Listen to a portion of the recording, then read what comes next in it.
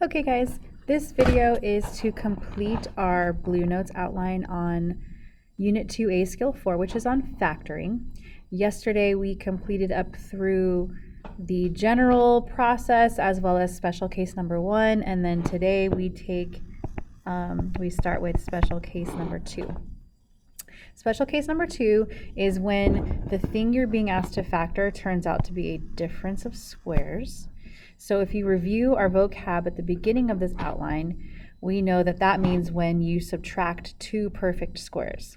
So what we want to do is figure out, well, how does that end up happening? What is that a result from? So what I'd like you to do right now is go ahead and FOIL out these pairs of binomials that you see in 1 and 2. I'll start by doing the first terms. For this one, I get r squared. Outer terms, I get negative 3r.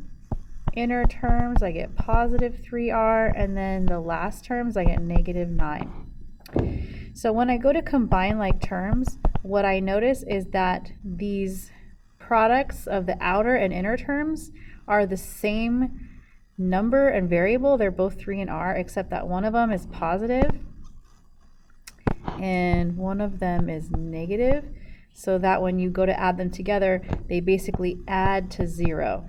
The middle term ends up being 0, and so then your final product ends up becoming what we call a difference of two squares. Subtraction sign between two perfect squares, because what would have been the middle terms are gone. So let's see if the same thing happens over here. So this is what I call an easy example because the a is 1. A, of course, is the coefficient of r squared. You can tell from this one the a value will not be 1. So let's see if it still works out the same way. So I'm going to multiply the two first terms together to get 25x squared. Multiply the outer terms together to get positive 45x, and then the inner terms together to get negative 45x, and then the last terms together to get negative 81. And yes, I notice the same thing happens here with the middle terms. I have the same number, same variable, but the signs are opposite. So I cancel them and ends up being just 0.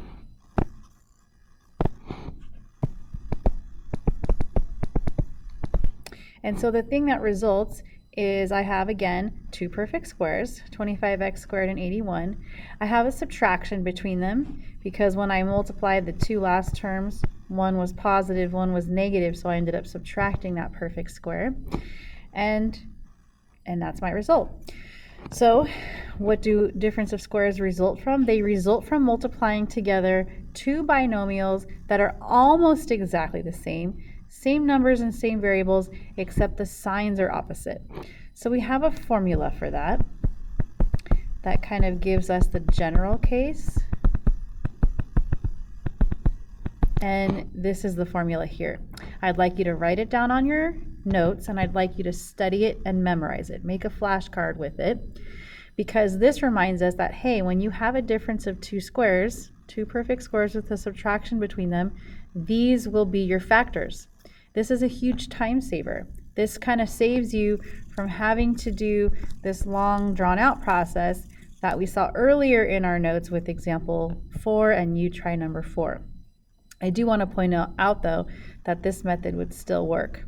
You would just have to put a 0 down here and find two numbers that multiply to this and add to 0. It would still work, but it's time consuming, as you know, and this could save a lot of time. So it's very helpful to memorize the formula and use the formula.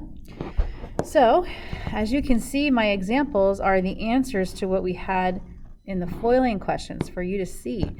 When you are factoring an expression like r squared minus 9, it helps to know how something could end up resulting in a product of r squared minus 9. Well, it resulted from the fact that I had a binomial with r and positive 3, and then another binomial with r and negative 3. But the first thing I would have you just notice about this is that there's only two terms. So when there's only two terms, it's possibly a difference of two squares. Not necessarily, not every time, but possibly. So you check, is r squared a perfect square? Yes, it is. It's r squared. And 9 is a perfect square of 3. So those two square roots, r and 3, are what make up the components of each binomial. And then because it's minus 9, that must have been because I multiplied positive 3 and negative 3, and also positive 3 plus negative 3 would be 0.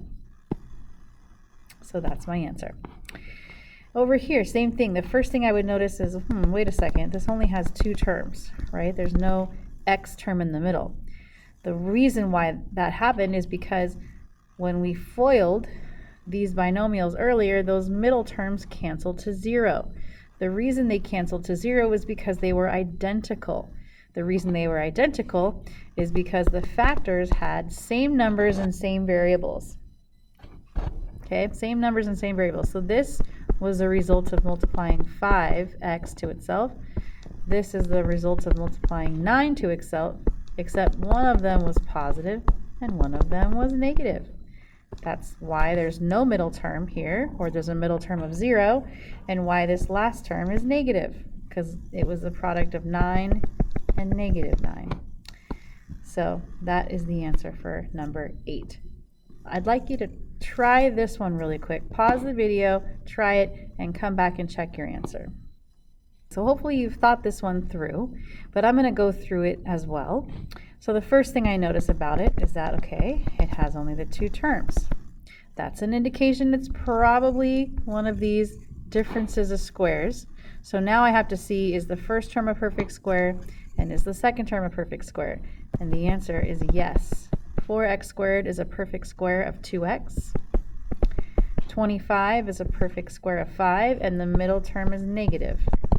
So this is a difference of two squares, and therefore its factors will be a 2x and a 5. One of them will be 2x plus 5, and the other one will be 2x minus 5.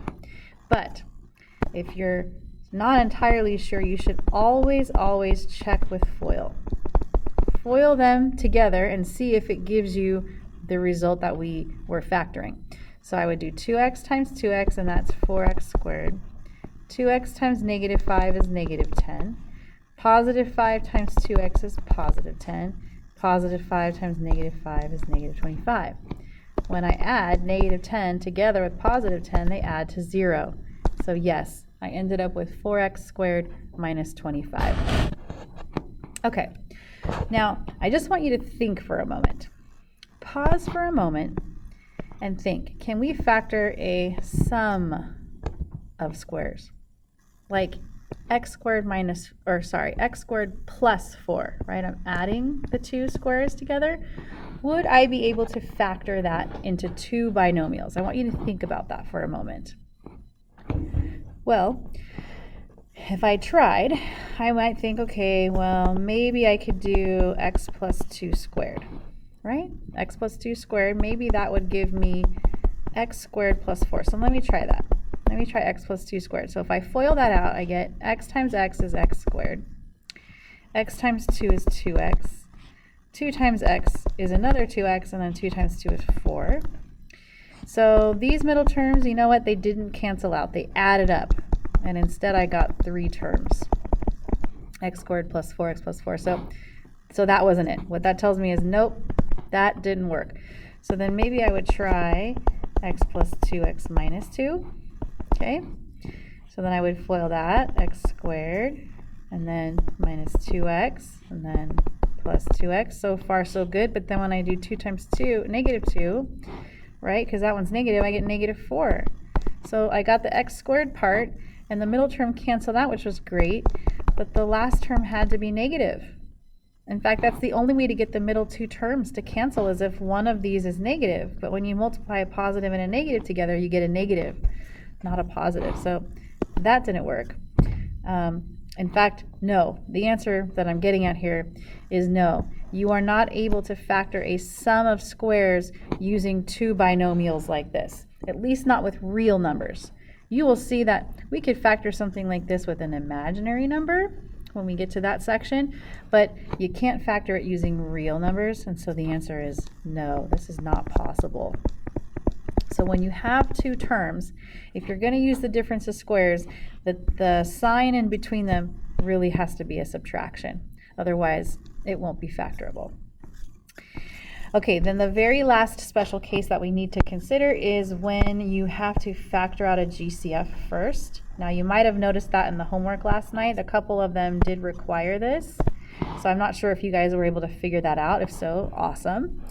But if not, let me just explain it now.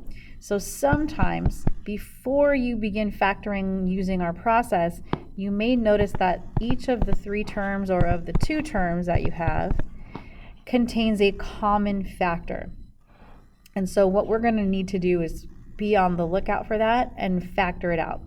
So you might come across something like this that has a power of 3 and think, wait a minute, all of these other ones I've been factoring have powers of 2. So something's not right here. And then you might notice, oh yeah, each of these has an x. So what that means is I can take that out. I can factor that x out. And then this would become x squared. And then this one would just become 3x, and then that one would just become 2. Because when I divide each of these by x, I basically subtract 1 from each of these powers. So 3 minus 1 is 2, 2 minus 1 is 1, and 1 minus 1 is no power, so there's no x. But then the remaining trinomial can still be factored. I can find 2 factors that multiply to 2 and add to negative 3. Those 2 factors would be negative 2 and negative 1. So then that means this trinomial part can continue to factor. It can go further. This is what we mean by factoring completely. And so there would be my answer right there. But you should always, always check with FOIL. Always check with FOIL. So I'm going to check my answer here. First, I'm going to FOIL these out. X times x gives me x squared. X times 1 gives me negative 1x. Negative 2x gives me negative 2x. Negative 2 times negative 1 gives me positive 2. If I combine those powers, or those like terms, sorry, I get minus 3x in the middle. But then there was also this common factor of x out to the side. I would just distribute that back through, and that would give me this original problem, which tells me, yes, my answer was correct. Okay, moving over to number 10. You might see this with a long list of other problems and go, it's 2 terms. I see perfect squares in there. I see a squared, I see 9. Maybe it's a difference of 2 squares. But then you would notice, wait a minute, that's a sum. That can't be right. I don't think I can factor this. Well, maybe you can't factor it according to, maybe it won't factor into 2 binomials, but that doesn't mean you can't factor it at all. What that means is maybe this is just wanting you to factor out a GCF. And I noticed that 3a squared and 9 have a factor of 3 in common. And so then that would be your final answer. It's just factoring out the GCF, and then you'd be done. Looking over here at number 11, you could factor this using the process we looked at earlier, but if ever you have a negative in front of x squared, whenever that happens, I highly, highly, highly recommend factoring out the negative 1. When you factor out the negative 1, it changes the problem from being the harder type where a is not 1 to being the easy type when the a is 1. So I'm going to take out the factor of negative 1, which actually will change all of these signs. And then this trinomial that's left over, I can factor it into 2 binomials because I can find 2 factors that multiply to 1 and add to 2. 1 and 1, right? So x plus 1, this is actually a perfect square. So I could write it this way, negative 1 times x plus 1 squared. And then that would be the final answer for that. So here's a couple for you to try. I'd like you to pause the video at this time and try them and then come back and check. Okay, so what I'm hoping you noticed with you try number 7 is that each of these terms all had a factor of 7 in common that I could pull out. And when I pull out the 7, I'm left with 2w squared plus 1w, and you don't have to write the 1, minus 3. So I've got the 7 out front, and then I've got this trinomial here, which is factorable. This is a factorable trinomial, right? If I multiply a and c together, 2 and negative 3, that gives me negative 6. My b value in this case is 1. And if I can find two numbers that multiply to -6 and add to 1. It would be +3 and -2. That tells me that this is factorable. So I'm going to ignore the 7 for a moment, but in my final answer, I'll keep it there. And I'll just look at this part and factor it according to our longer process that we had done earlier. I'm going to drop down the 2y squared. I'm going to split plus y into 3, or plus w into 3w minus 2w, and then drop down the -3. This is using the process we had learned yesterday. Okay, then I'm going to group the first two, make sure I write my plus sign, and group the second two. I always put that plus sign in between them, and if I have a negative third term, I just keep the negative with the term. Here on this first set, I can take out a w, leaving me with 2w plus 3. On this second set, I can take out a factor of -1, just like I did over here. Take out a -1, it just changes all the signs. This is 2w plus 3. Now I recognize there's my common binomial factor. I will factor that out. So I'd have my common binomial factor, and then my remaining factor, w minus 1. But then don't forget that we had factored out a GCF of 7 at the beginning, and then this here would be my final answer. The factor of 7 times the factor of 2w plus 3 times the factor of w minus 1. Okay, and then our last example here, I've got two terms. I've got a subtraction between them. So maybe it's a difference of squares, except that, well, these are not perfect squares. But I notice they each have an x in common and then also a factor of 3. So I could take the 3x out, and then that leaves me with x squared minus 25, because 3 divided by 3 is 1, and then when I divide x's, I subtract their powers. 3 minus 1 is 2. 75 divided by 3 is 25, and x divided by x is 1. So this is what's left over when I factor out 3x. And then what I notice now is that these two terms are perfect squares. Once I took out 3x, I was left with x squared, which is a perfect square, and 25, which is a perfect square. So this remaining binomial is a difference of squares, and therefore can be factored accordingly, x plus 5 and x minus 5. So this would be our completed answer for that one. Okay, so now you've seen examples of all the different types of special cases. The third case is when you might need to take a GCF out first and then just factor the rest of it normally. You've seen the cases where it's a difference of squares, and you can use this formula here. We've seen the case where it's a perfect square, and you could use either of these two formulas, or you could just use the long way. The long way will work on perfect squares the same. It will find the answer for you. But at the end of the day, the default method is either to do this or that. You can either use the easy method if a is 1, or you're going to have to do this longer factor by grouping method if a is something other than 1. But it will work for all of the second degree trinomials that we will be factoring. So I have a MyOpenMath assignment that has 20 questions, because I feel like the only way to get better at this and understand it is to do it a lot. Get a lot of practice in. And I want you to work together in class on this. And whatever you don't finish in class, you can finish over the weekend. The assignment will be due Monday. And I can also take questions on Monday in class when I see you next. So good luck, do your part, and I'll see you Monday.